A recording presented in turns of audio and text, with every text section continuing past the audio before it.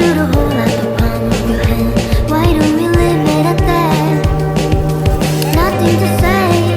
Hi everyone, it's Nat here and welcome back to our channel.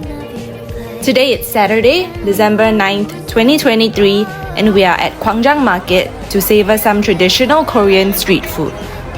Jumping on the bus from our hotel, we entered the market's clothing shops area at around 10 a.m, expecting the usual Saturday bustle, but surprise, surprise, it was strangely quiet until we stumbled upon the main food section.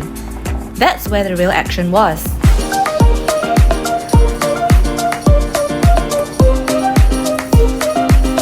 Navigating through the main food section feels like wandering through an X-junction maze. Super easy to lose your bearings. But fear not, at the center, there are signs pointing to the West Gate, East Gate, and more. This is a lifesaver for those aiming not to wander endlessly. Alright, let's now head to our first food shop. Ham and cheese toast priced at just 3,000 won.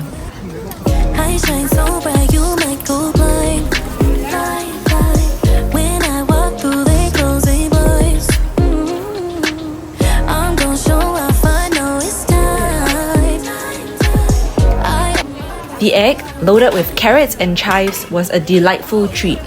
With our bellies now warmed up, we geared up for the next adventure, raw marinated beef at Bukchon Yukko. Pro tip, arrive as early as possible. The lines here can stretch for miles. Trust me, this place is a Michelin star gem, worth the early hustle.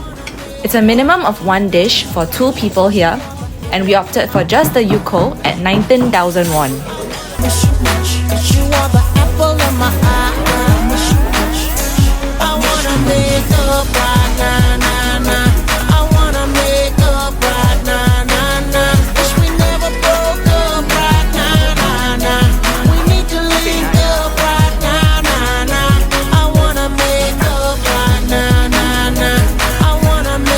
We devoured every last bit on our plates.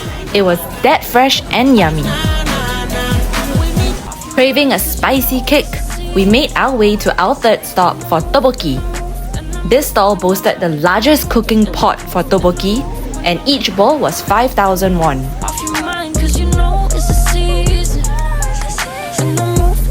The star of this dish, believe it or not, was the thinly shredded cabbage.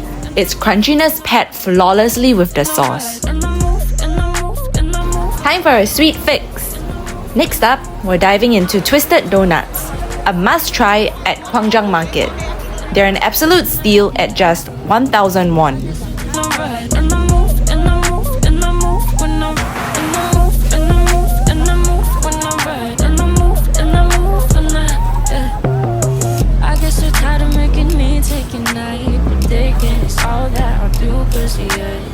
I let you show, don't let you in on my life. I tell you the things that you need to know. I know you like that, I know you need that. The way you're moving your body don't need. The donuts were coated in cinnamon sugar, served piping hot and incredibly fresh. They had the perfect chewiness and just the right amount of sweetness. I guess you're tired of making me take your night. As our sweet journey continues, we stumbled upon a stall selling hot dog. Opting for the honey and cheese flavors, priced at 2,000 and 2,500 won respectively. We can take it back to when we said just friends. Don't wanna tell you something new. I never said I'll fall for you. I want it better than the weekend. You can't show me just. Each flavor featured red bean as the star ingredient, the main essence of hot dogs. For us, the standout was the honey. It paired exceptionally well with the red bean filling. After indulging in all these hearty food, we decided to get a refreshing cup of coffee. We settled on the flat white for 5,000 won. I want it better than the weekend. We can take it back to when we said just friends. Don't wanna tell you something new. I never said I'll fall for you. I want it better than the weekend. You can't show me just what I'm missing. Off to our 7th stop for some soy garlic chicken, priced at just 4,000 won per bowl. The chicken was super flavorful. The only downside was the chicken was a bit cold since it had been on display for a while. Switching gears to an Umami Delight, raw marinated crabs at a stall called Hong Lim. This spot even got featured on Netflix Street Food Asia series. We ordered one soy sauce marinated crab for just 20,000 won. Better keep my fingers on ice, and if I want, I just might take you. Yeah, bitch, I'm ballin'. Got 'em out here drooling. All up in my comments, they like what I'm doing. Yeah. The crab was super fresh and well marinated. Truly a treat for the taste buds. At this point, we were already quite full, but couldn't miss mentioning some noteworthy dishes worth trying if you swing by. The first dish would be mung bean pancakes. Many stalls were selling it, so it's hard to miss.